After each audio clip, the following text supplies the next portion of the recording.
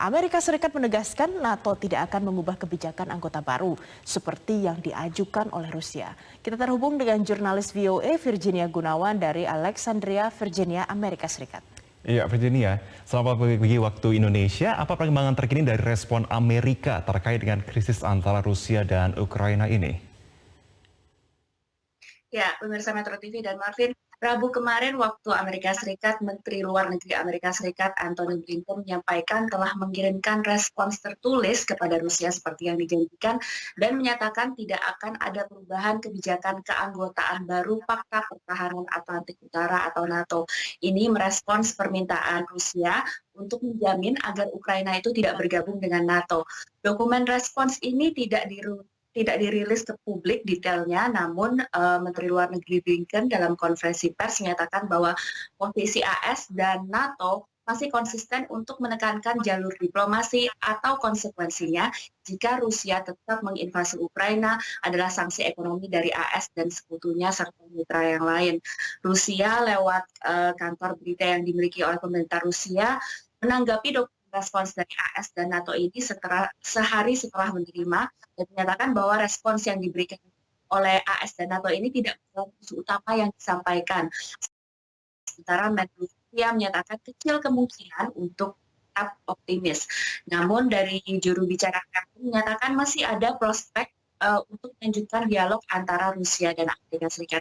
Saat ini seperti yang sudah disebutkan tadi, sedikitnya 120.000 pasukan militer dimobilisasi oleh Rusia ke daerah perbatasan dekat Ukraina.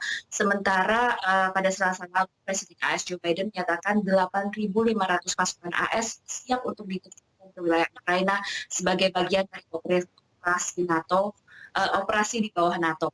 Selain itu, Gedung Putih juga mengkonfirmasi bahwa akan ada pembicaraan telepon antara Presiden Joe Biden dengan Presiden Ukraina Vladimir Zelensky. Dan ini akan jadi pembicaraan kedua antara kedua kepala negara ini dalam waktu sebulan terakhir. Alvin. Oke, kita bicara mengenai dampak dari krisis ini. Sanksi ekonomi seperti apa yang dipersiapkan AS dan juga sekutu AS sendiri? Ya, salah satu sanksi yang sempat disebutkan oleh Presiden Biden adalah sanksi personal ke Presiden Putin. Dijelaskan oleh Menteri Luar Negeri AS, ada berbagai opsi yang bisa dipertimbangkan oleh Washington untuk membuat sanksi ini lebih strategis. Seperti misalnya membekukan aset Presiden Putin atau orang-orang yang membantu untuk menjaga asetnya. Dan juga opsi sanksi kali ini diharapkan lebih luas dibandingkan sanksi yang sudah dijatuhkan pasca aneksasi Rusia atas pada tahun 2014 lalu. Nah, yang menarik di sini justru antara Amerika Serikat dengan sekutu di Eropa. Kita tahu bahwa ada 21 negara NATO yang juga adalah anggota Uni Eropa. Dan Uni Eropa adalah salah satu konsumen bahan bakar fosil terbesar Rusia.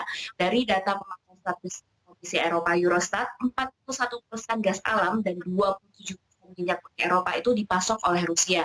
Jadi memang sanksi ekonomi bagi Rusia punya dampak yang sangat berbeda antara Amerika Serikat dengan AS di Eropa, meski mungkin saat ini NATO menyatakan bahwa sikap mereka paralel dengan Amerika Serikat, masuk dalam dokumen respons yang disampaikan ke Rusia kemarin itu. Marvin.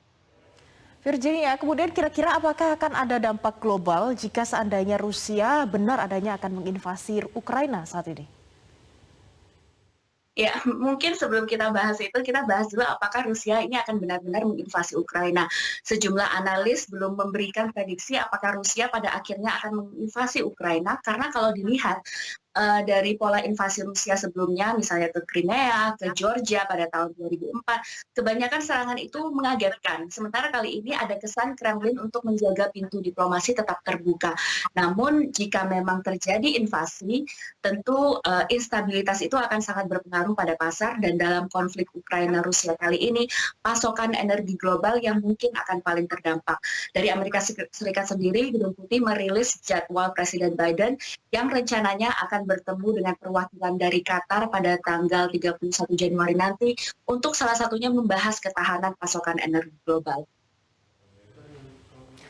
Virginia, kemudian dari adanya ancaman ataupun pemetaan terkait dengan ancaman pasokan energi global ini, apa saja kemudian persiapan yang dilakukan dari Amerika Serikat dan juga Uni Eropa saat ini?